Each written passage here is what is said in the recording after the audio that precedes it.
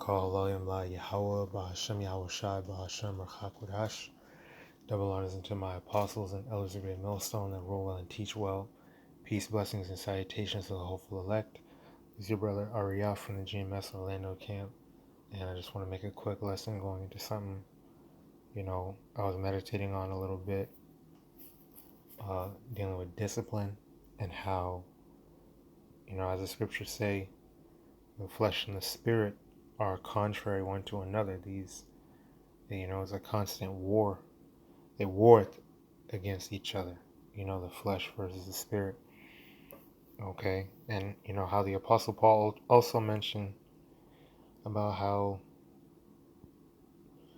his members going into your body, your flesh, your emotions, things like that. Your flesh is going to be inclined one way. Your spirit, your mind, they're going to be inclined another. And that's why YAHAWASHI, precept upon precept, YAHAWASHI, our Lord, said, watch therefore and pray, for the spirit is willing but the flesh is weak. And that's something to always remember and keep in mind, is that it's peaks and valleys. That's something that you have to understand. It's not always going to be all good or all bad. When it's bad, it be bad, but you gotta fight back. Like Job said, shall we receive good from the Lord and not evil? Right? Knowing what we deserve, knowing what it is, you have to understand that the Lord is going to put us through. He has to, by terrible things in righteousness, He has to speak to us. He has to show us through chastisement, through discipline. Okay, He's going to be hard on us, but it's all out of love. Harsh but fair. That's how the Lord operates with us as a part of the hopeful elect. So bear in mind that you're going to have them moments, you're going to have those days, maybe weeks, months. Okay, but it's not all going to be bad. All right, the Lord going to pick you up. He's going to get you up out of whatever temptation that you're dealing with, so long as you trust in Him. That's the thing. Okay, about keeping the words of YAHAWASHI in remembrance, is that you have to put in that effort in remembering Him at all times, in the midst of these temptations, in the midst of these valleys, these lows that you go through. You have to keep Him in remembrance, because and when the Lord's good to you, when you smooth sailing for a little bit, all right, you got to remember the Lord. It'd be easy to forget. It'd be easy to just enjoy yourself and forget about the Lord. That's what a lot of people do. But we have to remember Him at all times, because at the end of the day, whether you're in a bad situation or a good situation, it's all for our benefit. It's all for our betterment. It's all the same to the Lord, for real. The Lord's still being good to us, because it's not to destroy us. We're not like these heathens or these 2/3 that the Lord just ain't dealing with, or the Lord's going to destroy. He's doing it to build us up. So it's all for our good. The Lord's really being good to us at all times, But the main thing is just that discipline. Your mind is one of the main things that you have to temper, that you have to keep under control. We speak about, you might be a bit, you want to eat some cakes and cupcakes and cookies and soda, and we talk about health, taking your health seriously. You talk about getting your workout, your exercise in, doing them push-ups, and running a little bit, going out on walks. the Apostle Bar, rucksacking, going into that. We talk about, doing the work as an able-bodied Israelite man, studying. But at least for me, speaking as a man, the hardest thing when it comes to discipline is my mind. Because your mind, that shit is so easy to go astray. It's so easy to have dark or wicked thoughts or negative doubtful thoughts come into your mind. That shit is so easy, especially with the shit that we know and all the stuff that we're going through. Our minds work differently than everyone else's. You have a whole lot on your mind, and you have a great big responsibility that you're dealing with. So, it's easy to beat yourself up. It's easy to get caught up in them thoughts. Me personally, that's the hardest part. And that as well is something that requires great discipline. Because when those negative thoughts come into your mind and them demons are attacking, you have them vain dreams or those vain thoughts. Somebody says something that gets you think about some other bullshit, and you're caught up in your head when there's something that you could just do to rectify the situation, or really it might just be fear. And we know what the scriptures say about fear. It's nothing but a betraying of the succors, the comforts that reason, logic offers. Meaning you are fearful about some shit that ain't even happened and it's probably not going to happen. When in reality, there's a situation in front of you that you need to deal with. And boom, it'll get done. And you won't even think about it anymore. But when it comes to discipline, you have to really temper your mind, your body, everything. And you have to rely on the spirit. That's what it's all about, is mortifying the flesh, decreasing the flesh, increasing in the spirit, increasing YAHAWASHI within us. Lord's word, we're part of that number. This is Sirach 50 in verse 28. Blessed is he that shall be exercised in these things. What things? Wisdom. Okay? The peace that we have in YAHAWASHI, the knowledge that we have, and applying that knowledge, which is wisdom. You have to be exercised in these things. Let's grab the meaning of exercise. Ooh-wee. Now, I like this. It says exercise, noun, and Edom Online. Condition of being active. Condition of being in active operation. Active operation. Practice for the sake of training. Exercise, execution of power. Physical or spiritual exercise. Training. Keep busy. Right? Be occupied. Like it says in Sirach 39 and 1. But he that, I'm going to grab it.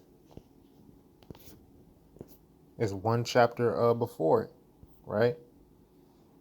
Oh no, we're at 50. So 39. Right, Sirach 39 verse 1. But he that giveth his mind, you have to give your mind over unto YAHAWASHI. Like how the scriptures speak about how the Lord gave them over unto their own heart's lust, their own mind's lust. The Lord gave them over unto the iniquity and the death, the ways of death that they chose. Okay, they chose death rather than life. The Lord just gave them over unto that. That's what you want? Okay, there you go. Okay, fully embrace that, because you're slated for destruction. But we, as a part of the hopeful elect, Lord's will, we're part of the elect. We have to give our minds, give ourselves over unto wisdom, over unto the law, the precepts, the commandments. Okay? But he that giveth his mind to the law of the Most High and is occupied in the meditation thereof, constant thinking about this, pondering upon the words of the Lord, will seek out the wisdom of all the ancient and be occupied in prophecies. You're busy. You're exercising your mind. Okay? Back in Sirach 50 and 28. Blessed is he that shall be exercised in these things, and he that layeth them up in his heart, his mind, shall become wise. You're just, it's second nature, because that's your default setting. Okay, that might be a new inside joke. That's your default setting. When you go straight to the precepts, not straight to the, well, what if, or man, just, letting rage take over, or letting fear or doubt or whatever, lust and foolishness take over your mind. Your default setting should be, well, the Lord said scoffers would come in the last days, so we can't just react. Oh, and the Lord also said, be sheep and we're sheep in the midst of wolves, be wise as serpents, but harmless as doves. We can't just fire off and on somebody that come up. We can't let our anger take over. That's not wise. Okay, agree with thine adversary quickly. Okay, fear not, I'm with you. Police hit them lights behind you. You start shaking. Okay, well, you might start shaking because your flesh, right? You can't help it. But in your mind, you're at ease because you know that the Lord is with you and He's protecting you, so long as you are diligently doing your best to serve Him, right? So you're not going to get all emotional, start cussing out the centurion. That's inviting hell into your life. No, you leave it in the hands of the Lord. Okay, agree with thine adversary. Boom. I'm gonna let you off with a warning. You might say some bullshit, try to humble you, and they prideful, whatever. Take it on the chin. At least you exited the situation unscathed, and you might even got out of a ticket or a fine or whatever. Call YAHAWAH and His. We're in a humbling situation right now. We got to deal with it. All right, but it's the Lord working with us. So just a couple examples. At all times be occupied. Keep your mind occupied with the words of the Lord rather than the things of this world, the ways of this world, the foolishness of this world. Okay, verse 29, for if he do them, he shall be strong to do all things, for the light of the Lord leadeth him, who giveth wisdom to the godly. Blessed be the Lord forever. Amen. Amen. Right. And then I wanted to get something else. Psalm 66 and 18. Let me go to it. Psalm 66 and 18. If I regard iniquity in my heart, the Lord will not hear me. Right. If I regard, let me grab the word regard in a blue letter. Ra'ah. Okay. To see, look at, inspect, perceive, consider. And you go into the Hebrew word ra'ah, okay, it reminds you of ra'ash or ra'ashwan, meaning going into your head, right? Going into the head or the first thing, right? The heading, ra'ashwan. Like if you were to say yawam, ra'ashwan, that means yawam meaning day, ra'ashwan meaning heading or first. Right, so that's day one or the first day, and then Yawam Shanya, day two or the second day, so on and so forth. So a word like this, okay. Now, well, it's talking about to see, right? Have vision, perceive, look at, and your eyes are in your head. But then you also think when it goes into right, consider, discern, distinguish, look, observe, watch, perceive, inspect.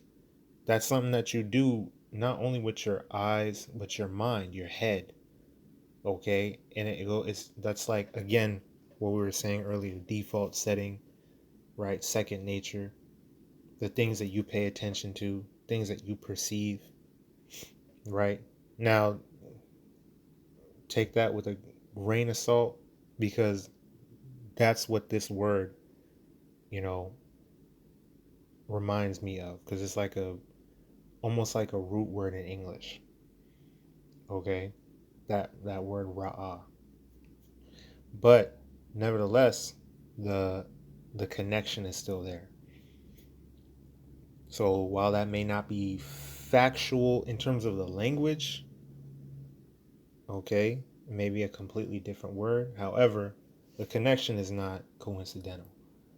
You know, I'll have to, just confirm that. But nevertheless, again, the connection is there. So Psalm 66 and 18 again, if I regard, meaning if I perceive, look, consider, observe iniquity in my heart, which is your mind, right?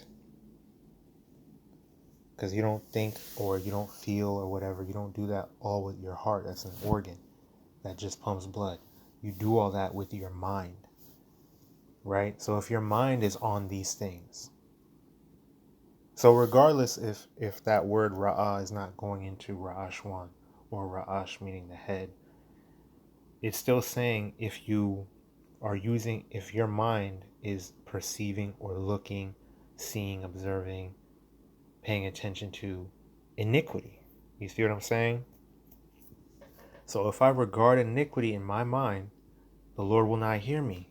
Like we was just talking about, right? Disciplining your mind, your thoughts, keeping yourself under control in your mind. Okay? Leaning on the spirit rather than your own understanding, rather than on the flesh. Okay? If you're doing those negative things, the Lord's not hearing you. Okay? But verily the Most High hath heard me. He hath attended to the voice of my prayer. Blessed be Yahweh power, which hath not turned away my prayer, nor his mercy from me. Okay? And the Lord is hearing us. Like the scriptures say, wisdom, into a malicious soul, wisdom shall not enter. Okay? And like the brother said, we got wisdom, don't we? We see the Lord working in our lives, don't we? So we're not malicious. The Lord considers us worthy of his mercy. Okay? So we need to be confident in that. And we need to regard, like it said in Sirach 39 and 1, regard, occupy our minds with, and meditate upon wisdom, upon his words. But I don't want to make this long.